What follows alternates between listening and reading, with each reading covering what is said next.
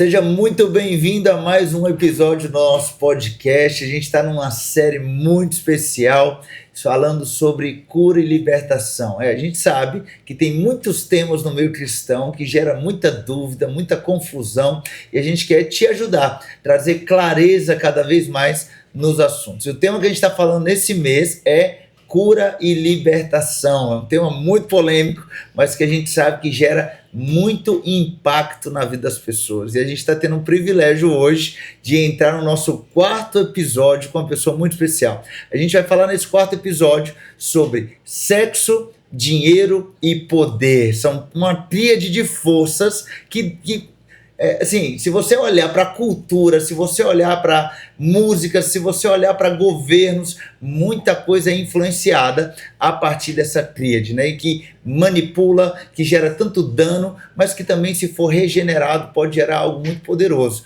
em meio da sociedade, em meio na vida de tantas pessoas, nas famílias, por exemplo. E a gente tem uma convidada muito especial aqui, ela é pastora sênior em uma das igrejas da Zion, lá em Zion Santos, e a gente tem uma alegria. A gente estava aqui no meio de um retiro de cura e libertação, e a gente falou, cara, a gente não vai perder a oportunidade. Ela já ministrou tantas vidas aqui hoje, e eu queria dar aqui as boas-vindas para a pastora Paula Yamamoto. Seja bem-vinda ao nosso podcast. Muito obrigada, pastor Elvésio, é um prazer, é uma honra estar aqui com você, até porque eu aprendo muito contigo, né, e é uma oportunidade que o Senhor está me dando e eu louvo a Ele por isso. Essa temática é muito, assim, é engraçado, né, que as pessoas fogem desse assunto. Sim. Né, tem muito medo de falar sobre isso, mas isso aqui impacta diretamente o cotidiano das pessoas. Sim, tem muito a ver com a vida das pessoas no dia a dia e principalmente o princípio de Deus, né? Na formação do homem, e hoje está tão perdido isso, né? As pessoas perderam a sua base, elas esqueceram o porquê elas foram criadas.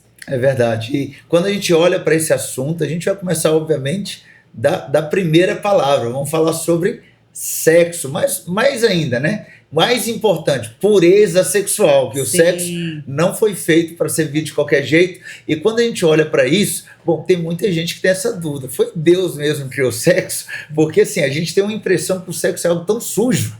Né? Afinal de contas, foi Deus mesmo?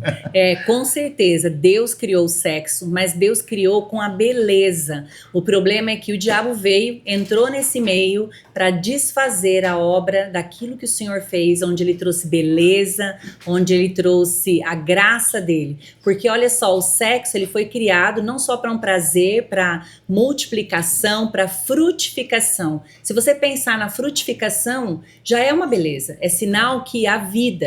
Né? E muitas pessoas às vezes nem se tocam hoje em dia que o sexo é para a vida, elas só focam no prazer. É verdade, é verdade. E aí a gente começa a ver perversão. Sim. Né? Quando o sexo, a única coisa que importa é: estou sentindo prazer ou não estou sentindo prazer? E aí quando a gente olha para isso, a impressão que nós temos o grande desafio da humanidade é: eu vou me submeter à minha carne, ou eu vou andar em obediência a Deus. Né? Afinal de contas, o sexo está aí e ele pode ser praticado do jeito que você quiser. Com certeza.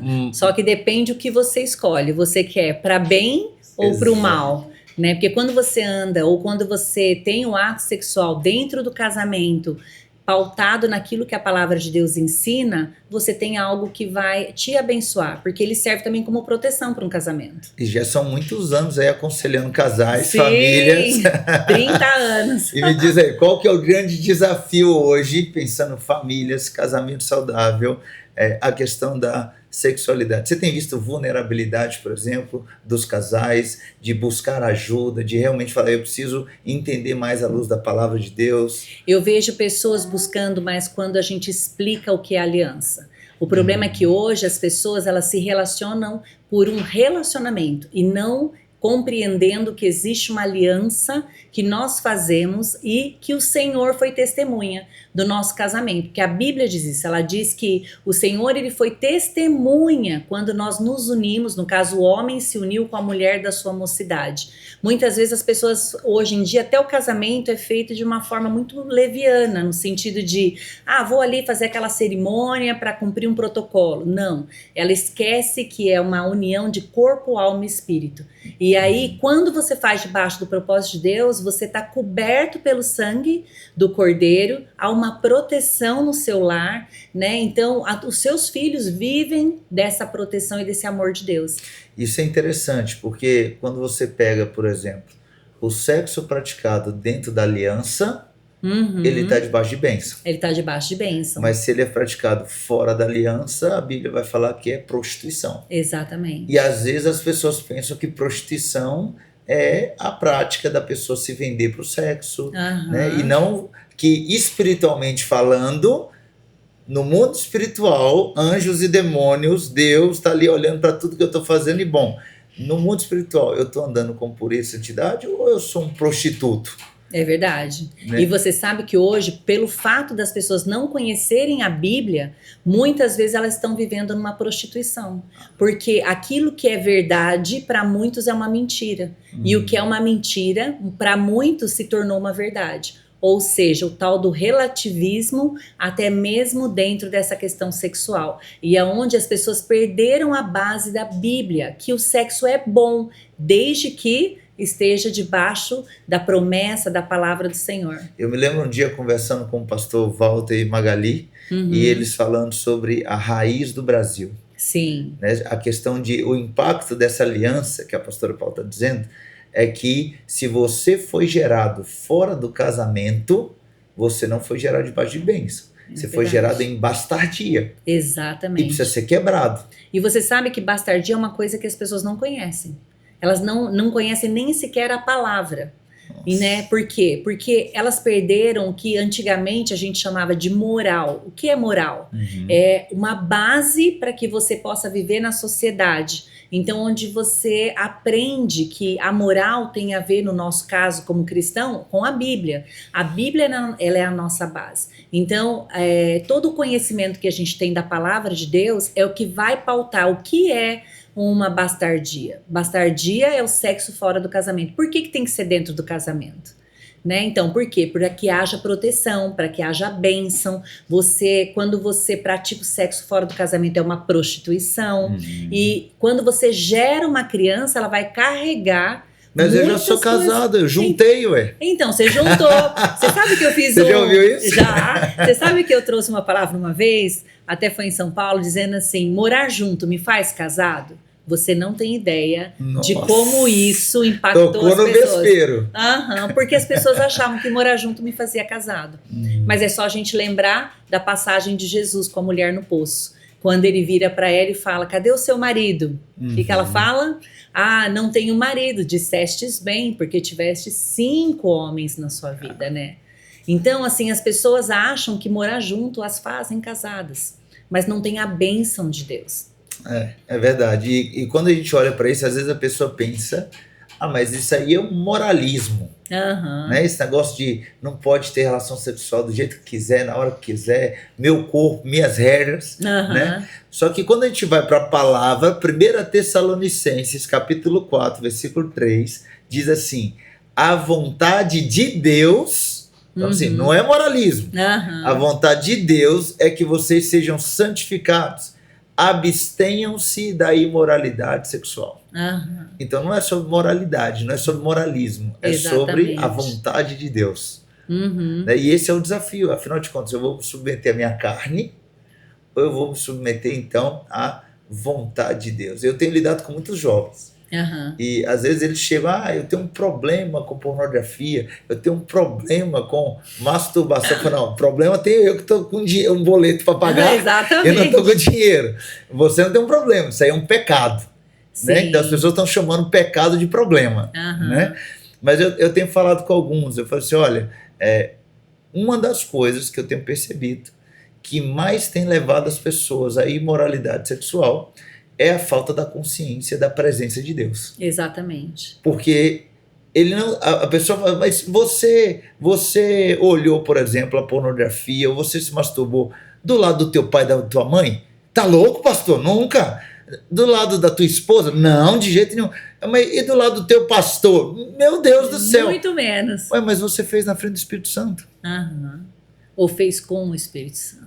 E aí eu tenho mais temor de homens do que eu tenho temor de Deus. Exatamente. Porque eu tenho coragem de fazer diante dos olhos do Senhor, mas os olhos humanos colocam uma barreira moral em mim maior do que agradar a Deus ou não agradar a Deus, né? E você sabe que isso é uma coisa tão importante porque as pessoas, elas perderam a noção do futuro. Elas focam só no presente. Então elas se deixam levar pelo sexo momentâneo que acaba destruindo o teu próprio futuro. Aquilo que era para ser algo para gerar gerações que são abençoadas, gerações que criam, que vivem em cima de plataformas dos seus pais, muitas vezes é corrompido por causa de um prazer momentâneo, de 10, 15 minutos. E aí, além de tudo, quando o cara vai e paga uma prostituta, não só tem um problema, tem um pecado, né, de adultério, de fornicação, de prostituição, mas como ele também, ele está consagrando o dinheiro dele àquele Deus. Por quê? Está usando fora de um princípio de Deus. Você acaba juntando, não tem como afastar muito sexo e dinheiro, né? Não tem. Você pode notar que todo cara que começa a sair com mulher por aí, ele começa a contaminar o próprio dinheiro dele, começa a perder a visão, ele gasta. Eu não sei se você notou, mas o espírito de prostituição, ele leva o homem ao abismo. Você começa a ver que a pessoa começa a perder o dinheiro dela em tudo quanto é prostituição. Há um tempo atrás eu fiz um estudo falando sobre, fui estudar um pouco sobre prostituição, pornografia, porque haviam muitos jovens com problema e eu falei, Deus, existe algo que pode tirar esses homens, mulheres, desse lugar de prostituição, não só espiritual, mas existe algo natural, porque nós somos corpo, alma e espírito. Eu pensei, Senhor, tem algo também que o homem precisa fazer naturalmente para ele se livrar disso. E nesse estudo que eu fiz, tinha um psicólogo, um homem muito conhecido, e eu vi assim como Deus deu a ele graça. Porque ele não só trouxe a verdade da palavra, mas existe algo que a gente faz no mundo, na indústria, que a gente chama de acidente zero. Então você tem um contador que você usa ali para que você conta os dias que você passou sem acidentes. Então ele ensina que a pessoa que quer se livrar da pornografia, da masturbação, de toda imoralidade sexual, ela precisa estabelecer para ela um ponto zero. Por quê? Porque a nossa mente, ela grava. Então o que ela faz? Você começa a se masturbar, tem gente que fica viciado nisso e você precisa destruir essa rotina que a sua mente criou para aqueles períodos de masturbação, de sujeira. Então, esse homem, ele falava assim, olha, você precisa agora desvincular a sua mente dessa rotina que ela criou. De que forma? Todo dia você tem uma rotina daquilo que você faz. Você precisa identificar qual é o momento do teu dia que te leva a cair nesse pecado. E aí você faz o quê? Você vai lá e desconstrói a tua rotina. Ah, então se era 5 horas da tarde, então agora a partir de hoje, 5 horas da tarde eu vou pra academia. Por quê? Porque eu vou usar aquele tempo que eu tava ocioso para uma outra coisa, ou seja, eu estou desprogramando a minha mente natural e programando de uma maneira diferente. Tudo isso para romper com a prostituição de uma forma natural e se encher da palavra, uma vida de busca, de santificação do Senhor. Agora, tem que lidar com o orgulho também, né? Sim. Que a Bíblia fala assim, ó, 1 Coríntios 6,18, fujam da imoralidade sexual. Exatamente. E às vezes as pessoas fogem de demônio, mas não fogem da imoralidade. Né? Então ele inverte, a Bíblia fala assim, resista ao maligno e ele fugirá de vocês. Sim. Mas quando fala da área sexual, ele fala, não tenta resistir não, foge. Mas não foge, né? A pessoa quer viver aquele momento, Exato. né? Só que Deus, ele nos chama para enfrentar, né? O Senhor, ele não nos livra da tentação, mas ele nos ensina a vencer a tentação. E muitas vezes vencer é fugir. Só que para muitos... Determinar 1.0 é o início da fuga.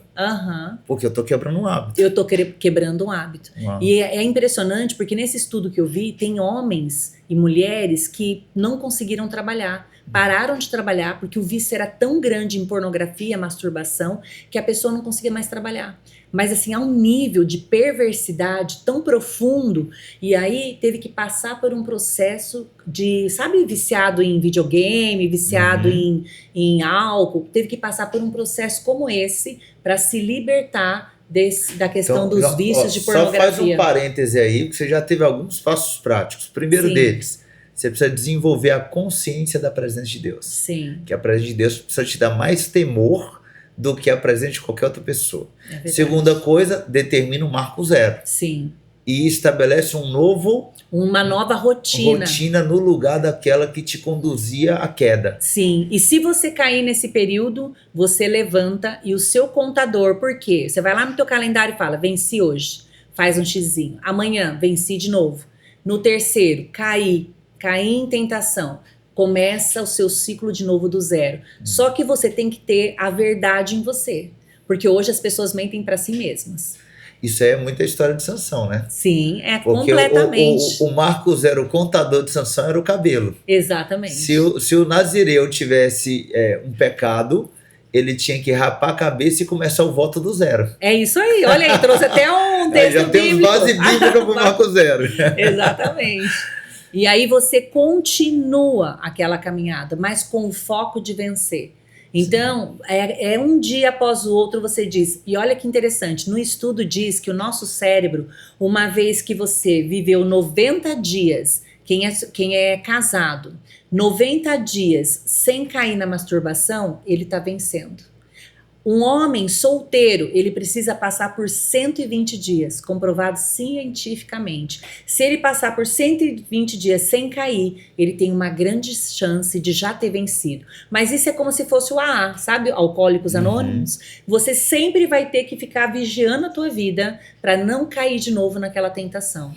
São duas coisas, acho que aqui é duas coisas importantes. Primeiro, Jesus foi tentado em tudo. Sim. Então eu não vou conseguir chegar num lugar onde eu não vou ser tentado. Exatamente. Tentação vai existir. Porém, Tiago capítulo 1 fala que você é tentado pela tua própria cobiça, Sim. que te arrasta e te seduz. Exatamente. Então Jesus foi tentado, mas ele não era arrastado. Agora, olha que e interessante. ele não pecou. 1 João 3,9 fala que a semente do poder, ou seja, o Espírito Santo, foi colocado dentro de nós para a gente vencer o pecado. Então essa coisa de que, eu não consigo, consegue. Porque a palavra de Deus diz que a semente do poder, quem é o poder? O Espírito Santo, ele está dentro de nós, então ele nos leva a vencer. Então se eu estou determinado no meu coração que eu quero uma mudança de vida e eu busco o Senhor e a palavra, ele vai me fortalecer ao ponto de eu vencer aquele pecado. Entende? Pelo Muito sangue bom. de Jesus. Então vamos lá, você quer viver com pureza sexual, você quer que essa área da tua vida venha glorificar a Deus, nós já falamos sobre você aqui, ó. Primeira coisa, consciência da presença. Sim. Segunda, marco zero. Terceiro, coloca aí um hábito novo que vem tirar a tua ociosidade para você então começar a contagem e quebrar ali o ciclo repetitivo na tua vida. Exato. Quarto, que a gente falou aqui agora. Agora é 1 João 3,9. A semente do poder está em você. Então, quando vem aquele pensamento, você não vai conseguir, você diz, vou sim. Porque a palavra de Deus diz que a semente do poder foi colocada dentro de mim para eu vencer o pecado. E isso aqui, entende isso aqui? Isso aqui não tem nada a ver com pensamento positivo. Isso aqui Não tem a ver com declaração bíblica. Exatamente. Declarar a verdade sobre você. Uma quinta coisa que eu tenho visto, que tem ajudado, é você aprender a montar guarda-reios. Exatamente. Né? Então eu falo com alguns assim, aonde que você cai? Uhum. Quando eu tô indo tomar banho. Né? Tá bom. Então você mora sozinho? Ou você mora com alguém? Se você mora com você e tua esposa só, toma banho com a porta aberta. É só vocês dois. Você sabe que eu fiz uma brincadeira uma vez com a pessoa, né? Eu falei assim, olha, você vai lá, coloca 2 olhos bem grandes assim no banheiro, tanto no vaso assim, quanto dentro do box, sabe, numa parede seca, e pensa assim, é Jesus que tá aqui. Eu quero ver você fazer algo ali com os olhos de Jesus vendo você. Eu falei, coloca adoração. Coloca. Começa a orar em línguas lá no teu banho. Aproveita para orar em línguas, cara. Quando você tá orando, não vai acontecer isso, eu te garanto, né? Eu falei, se você deixar a porta aberta, ainda que seja encostada, sem trancar, Aham. Você não sabe, a pessoa pode entrar a qualquer A momento. qualquer momento. Isso são estímulos externos para fortalecer você, até que o teu interno esteja fortalecido o suficiente para você não ceder aí à tentação. Exatamente. E você precisa se manter no caminho, porque não é só você passar pelo período, como eu disse, 90 dias ou 120 dias, mas é você se manter no caminho, confiando que o Senhor está cuidando da sua vida. Agora, o que a gente não pode? Vou assistir aquele filme que tem um romance ali, tem aquele momento que você está vendo algo e que te dá aquele estímulo. Para que eu vou estimular algo que me leva ao pecado? Foge da tentação. Então, algo que a gente precisa trazer como real é a gente fugir da tentação. Se você estiver desesperado demais, dá uma martelada no teu dedo, entendeu? Vá tomar um banho gelado. Vai correr na rua, vai correr na rua. Gaste energia. Né? A energia, quando você gasta energia, isso também contribui para que você vença o pecado. E a tua paixão pela presença de Deus. Com certeza. Afinal de contas, o pecado nos afasta do Senhor e você não pode negociar. Então, assim, tudo isso é para quê? Para que você venha proteger o teu relacionamento com Deus. Mas vamos ser bem honestos. O desafio para quem é casado, às vezes, é um pouco maior.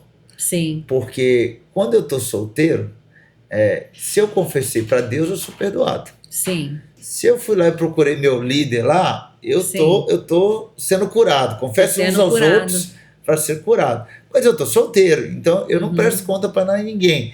E aí você vê essa prática se repetindo dentro do casamento. Exatamente. Agora, e aí? Você confessou, pediu perdão para o Senhor, confessou o seu pecado para o seu irmão. E o que você faz quando você é casado com a sua esposa ou o seu marido? Exato. Você precisa lidar com isso. Agora, não é, meu Deus, agora eu fiz isso, pedi perdão, confessei ali o meu pecado, me arrependi, tá tudo bem? Não tá. Não. Você precisa restaurar a sua aliança, porque a Bíblia fala, Jesus ele falava assim, se você olhar para a mulher, você já pecou. Então, você precisa buscar a restauração dessa aliança, porque ela foi quebrada, mesmo a sua mulher não tendo conhecimento ou o seu marido não tendo conhecimento. Agora imagina, Paulo, eu fui lá, eu fui perdoado. Eu fui curado. 10 anos depois, a minha esposa descobre. Agora, o buraco não é mais um pecado sexual. Não. É uma vida de quebra de confiança. Sim. Que coloca agora, às vezes, num lugar onde talvez nem tem espaço mais para o remendo, né? Para restauração. Porque a restauração, a base dela é a confiança. Então, a restauração, existe um preço a ser pago. Agora, Deus, ele está totalmente disposto a ver a restauração nas nossas vidas. Depende o quanto nós estamos dispostos. Porque às vezes a gente quer restaurar, mas a gente não quer pagar o preço da restauração. Existe um preço. Todo pecado, ele tem uma consequência. Hoje as pessoas não querem viver a consequência. Não tem como você ter uma restauração se você não passar pelo processo de restauração e que muitas vezes traz dor. Outro dia eu estava falando sobre a poda da vinha, né? A vinha, quando você poda, ela corta ali o galho, tem um líquido que sai dela que chama o choro da vinha. E aí os agricultores, eles usam essa própria lágrima, né, que eles chamam, junto com canela e mais algumas coisas, para que haja uma cicatriz. Naquele momento Deus falou comigo, às vezes a poda ou as situações difíceis, as consequências, elas podem trazer choro, mas o próprio choro, ele vai ser suficiente com a presença de Deus para trazer restauração e poder gerar novos frutos, ou seja, te levar a frutificar. O problema é que ninguém quer ver a vinha chorar.